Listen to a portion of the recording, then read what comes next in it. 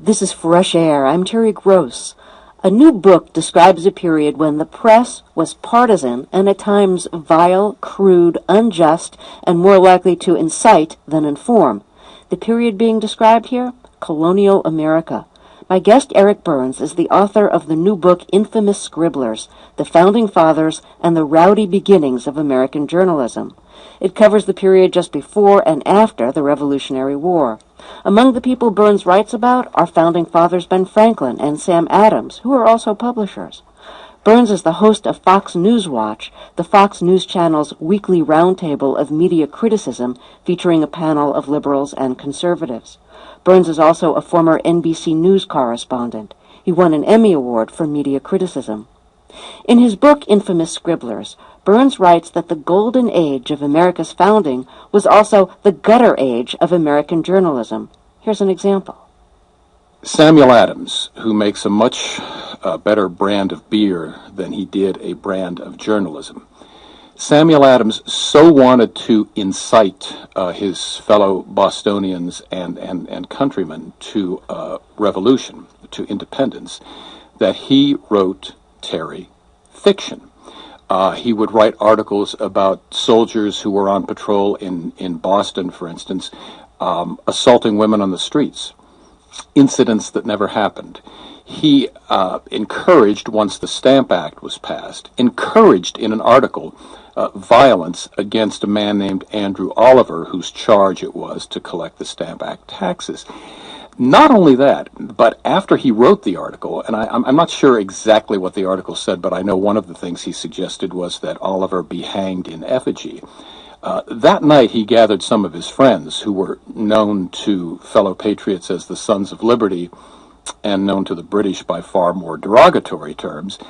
He gathered them together and he told them how to take matters into their own hands. His article, in other words, wasn't enough in terms of being incendiary.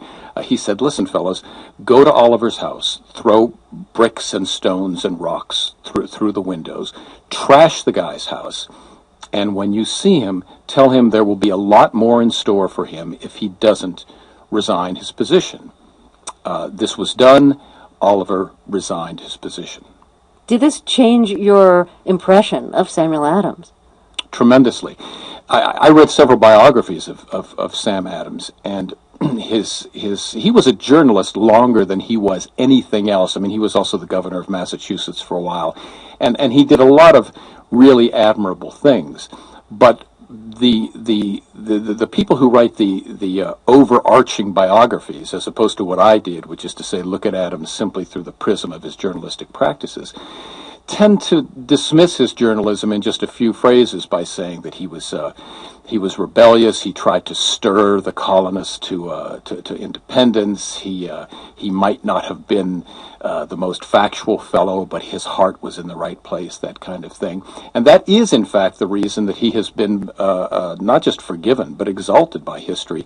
He was thoroughly disreputable as a journalist in the most noble of causes. And so when we look at the whole man, as most biographers of Adams do, we conclude that he did the right thing. It's a question of means and ends, and this is a case of the ends justifying the means in the case of most historians and biographers. I think we'd like to think that journalistic ethics does not forgive making up lies for a just cause. Well, journalistic ethics don't. But when you write a biography of someone like Sam Adams, you make journalistic ethics simply one category. And, you know, to me, Terry, that was the really interesting thing about writing this book. If you write, let's say, a biography of Thomas Jefferson, it's like standing in front of Jefferson and seeing him from head to toe. It's a look at the whole man. But when you do what I did, which is examine Jefferson and various other founders, just in terms of how they reacted to and how they were part of the world of journalism, it's like bringing him very close to you and then putting a magnifying glass under a small part of him.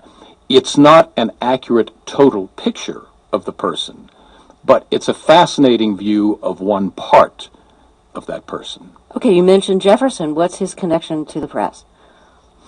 When Jefferson served in the Washington administration, he was the Secretary of State. He would take State Department money and use it to fund a newspaper called the National Gazette, which trashed the policies of the administration, the Washington administration, in which he served. Government money going against government policy. And not only that, Terry, what he would do is occasionally he would leave his office door, the door to the State Department, unlocked at night. He would leave papers on his desk which, either in and of themselves or quoted out of context, would make the Washington administration look bad. And the editor of the National Gazette, the most famous poet of the time, Philip Freneau, would come in at night, sneak these papers out, put them in the National Gazette, and when Washington at some point later on wondered about this and said to Jefferson, "Is there anything we can do to get the National Gazette to tone it down?" Jefferson said, "Well, I'll try, but I don't really know Freneau that well, and I don't really have much of a connection with the paper." He was telling a lie, and he was being, in his own way, as unethical as Sam Adams had been for his cause. So Jefferson was not only a founding father, he was a founding leaker, one of the first leakers in America. Actually, historians say that the leak was invented by George Washington, and that it was done with all the sophistication of a modern president leaking. Washington, I think, Terry, was the greatest victim of the American press ever to sit in the White House. He did not, of course, sit in the White House. We didn't have a White House then. But to try to control, damage control is the phrase we would use today, it was Washington who first came up with the idea of the journalistic leak and had his cabinet officers take people out, buy them a beer or two, and say, "Listen, here's some information just for you." You brought up Washington, and how he was handled in the press is a good example of how partisan the press was back in early American history. There was a campaign in a paper called the Aurora, which was published by Ben Franklin's grandson, right, to force Washington out of office. I don't know. To retire immediately. Yeah, I don't know that it was necessarily a campaign. It might, Terry, have been the whole reason that the paper existed. But one of the articles that wanted Washington out of the office, in fact, began with the phrase you just mentioned, "retire immediately," and then it went on as follows: "Let no flatterer persuade you to rest 1 hour longer at the helm of state. You are utterly incapable to steer the political ship into the harbor of safety. If you have any love for your country, leave its affairs to the wisdom of your fellow citizens. Do not flatter yourself with the idea that you know their interests better than other men. There are thousands amongst them who equal you in capacity and who excel you in knowledge." Terry, this was not an editorial. There were no editorials at the time. This was simply an article in an American newspaper of the colonial period. We said it was, in a way, the function of that paper, the Aurora, to get Washington out of office. How was the paper founded by Ben Franklin's grandson? How was it founded? Yeah, I mean, did he actually create it with the purpose of getting Washington out of office? He created it with the purpose of getting federalism to be discredited, because once Washington was out of office, the paper continued to exist for a while, although Benjamin Franklin Bache died at the age of 29, so it didn't last terribly long. But he was just as vicious with Adams, who was also a Federalist. We're talking about how partisan the press was in colonial times and in the early United States, and how some things were just made up. There's a paper called The Wasp. This was a small paper in Hudson, New York, and on the masthead, where the New York Times, for instance, has all the news that's fit to print, the Wasp had, "To lash the rascals naked through the word." Just like, what a motto. What was that paper like? That paper was like the motto would suggest. To me, the really salient point here is why were papers like this at a time when such intellectual giants strode the earth?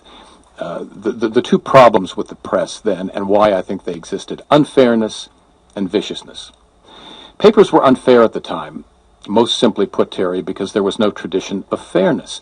If you owned a press, you were a businessman, and for someone to ask you to be fair would be to ask you to include points of view other than your own, which would be to ask you, in effect, to advertise your competitors. That's how people looked at it back then. And with no tradition of fairness to call on, the printer of a paper would say, why should I, and I mean, it would be like a blacksmith saying, well, sure, I can shoe your horse, but if you take it down the street, the guy will do it more quickly and more cheaply. It wasn't going to happen. Why was it so vicious?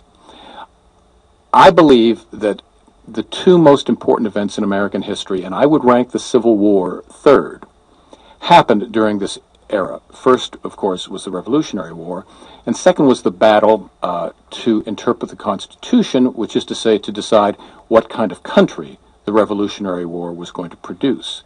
With events of this magnitude following one upon the other, I think that even the noblest of people felt this. There is simply too much at stake these days for civility. And I think these are the reasons that the press at this time was what it was like. And you're making it sound like publishers saw their papers as just mouthpieces and megaphones for their views. They did. They did. Fairness didn't really come into the press, and I don't even get into this in the book because I'm talking about colonial times. But the single most important event in making the press fair, Terry, didn't happen until after the Civil War, when wire services started. The telegraph allowed the Associated Press to come into existence, and the Associated Press simply didn't have time to come up with several different versions of one story. You know, the right-wing version, the left-wing version, the sensational version, the restrained version. Fairness came about because the Associated Press really had time in conveying all the news to all its subscriber papers just to write one version. So they tried to be as middle of the road as they could. But before that, few people saw the reason for a newspaper to be fair because the guy who owned it would have been working against his own ideological interests if he were fair. Was there anything that could be called independent journalism back in the early period of American history? You know, you've got publishers, but you've got publishers using newspapers as a mouthpiece. Are there reporters? Are there reporters who have, who actually go out and just report accurately on what they're seeing? Actually, Terry, there weren't even reporters until probably, certainly not in any great numbers, until after the war. The way the Revolutionary War was covered, for instance, is quite instructive. I know of one man, the publisher of the Massachusetts Spy, who went out and covered a couple of stories himself. But by and large, the Revolutionary War was covered through the mail. That is to say, soldiers would send letters back home to loved ones, and those would be given to newspapers. Sometimes letters would be written specifically to newspapers. But there were no such things as reporting staffs. By and large, the printer stayed in his shop and hoped that someone would come in with some information. In terms of independent journalism, if by that you mean journalism that was unbiased, no, I encountered none of it. Now, I did encounter some professions of it, which is to say there were a few papers at the time which claimed that they were beholden to no one, that they would print the truth as they saw it, but they almost always saw it through one particular set of lenses. Now, one of the things I find interesting about your show is that the two liberals and the two conservatives with you as moderator usually have a pretty civil conversation with each other and even laugh at each other's jokes, assuming there's any wit behind the jokes. Wait a minute, are you criticizing the jokes that we write and saying that they don't work? That was the main point of the question. No, but I mean, it's and sometimes people surprise you, and a liberal and a conservative on the show will agree with each other instead of arguing with each other. Do you feel like on a lot of shows that liberals and conservatives are almost playing a part in a play that's already been written, and that it's their job to represent the official conservative or the official liberal point of view, and to never waver from what that official position is to be, and to never think that an issue is ambiguous? Without question, on most shows they're like a repertory company. They know their roles. The dialogue changes because the issues change, but they know who they're supposed to be. As far as I'm concerned, and you may either back me up, criticize me, or move on to another topic, but I don't think that happens on Fox News Watch. Every possible pairing you could imagine has taken place at some point on that show. Gabler, the self-described progressive, agreeing with Thomas, the family values conservative. I mean, there are some issues that bring everybody together, it seems to me, because it's not just a matter of addressing political bias on the show, which frankly I find a little tedious and predictable occasionally. There are far bigger problems with the media today than political bias, because political bias, it seems to me, Terry, is a pretty easy thing to identify. But sensationalism, misplaced priorities, laziness, stories that should be covered and that are not covered, just plain accuracy. These, to me, are much more important issues than, whether President Bush was traduced by this paper, or whether John Kerry during the election got an unfair shake from this paper. Now, do you identify yourself publicly as liberal or conservative? No, and I take a great deal of pride in getting emails that I get with some frequency from people who say, "I've been watching your show for years and I have no idea what you are." I have not been hired by Fox to express political views. My own personal feeling is that my political views are A, my own business, and B, not a part of Fox News Watch. There are 4 people on that show who have been chosen because, not just of journalistic expertise, but because they have certain political starting points from which they approach issues. A half-hour program doesn't need a 5th person like that. And I have made it a point, and in fact, I hope I'm not overstating the case, a badge of honor to be unidentified politically. And I hope you don't know what I am, do you? You watch the show. Well, no, I don't. But, I assume a lot of people say to you, "Oh, sure, you don't identify publicly as liberal or conservative, but if Fox hired you, you must be conservative." Well, there's nothing I can do about that. Neil Gabler is rabidly not conservative. Alan Colmes is. As a matter of fact, I saw an article some time ago about, Fox, I think, has more opinion givers than any other network, and therefore you can put what I'm going to say right now into that context. But Fox has, according to some article I read in one of the broadcast publications, more openly avowed liberals on its payroll as contributors, which is to say, people who are called on from time to time to offer opinions, than any other network. Do you watch the Daily Show and the Colbert Report? And I wonder how you think they're affecting the news and how people see the news. Well, actually, I'm going to be on the Daily Show pretty soon, so I have been studying it more than ever. It's an intriguing show, isn't it? Because the interviews are very often with serious people. I like to consider myself one, and the rest of the show isn't serious. I will quote from one of my panelists, Neil Gabler, about the Daily Show, and I think he makes a very perceptive point. It's frightening to think that there might be people who depend on the Daily Show as their sole source of news. That charge is leveled against young people. I don't know how accurate it is. But the point Gabler makes is that what he thinks is so valuable about the Daily Show, and I agree, is, and this is his phrase, the Daily Show gets it. A conventional newscast is supposed to be objective. It just doesn't. I'm looking for a phrase other than cut through the BS, because I would like to say something a little more eloquent than that, but nothing comes to mind.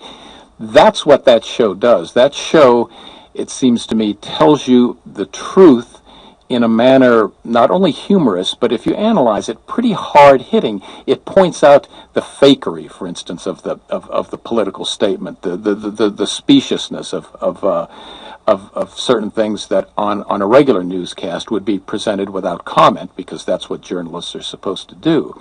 So apart from the humor, the service that it performs, I think, is to it just presents truth very often at a deeper level. It doesn't buy the pretense of a lot of, in particular, politicians' statements. Eric Burns, thank you so much for talking with us. The pleasure was mine, Terry. Thank you for the invitation. Eric Burns is the author of infamous Scribblers, The Founding Fathers and the Rowdy Beginnings of American Journalism. He hosts the media show Fox News Watch on the Fox News Channel.